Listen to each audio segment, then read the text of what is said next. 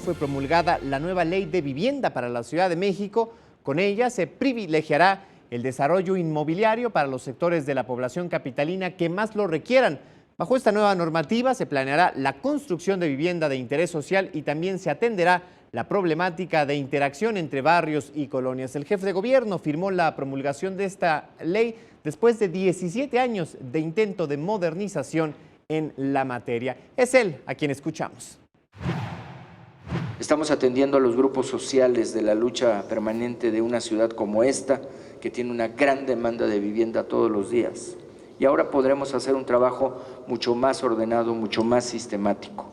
Y también estaremos trabajando en lo que se plantea, en que la vivienda sea una vivienda digna, que sea una vivienda sustentable, que sea una vivienda que apunte a la innovación.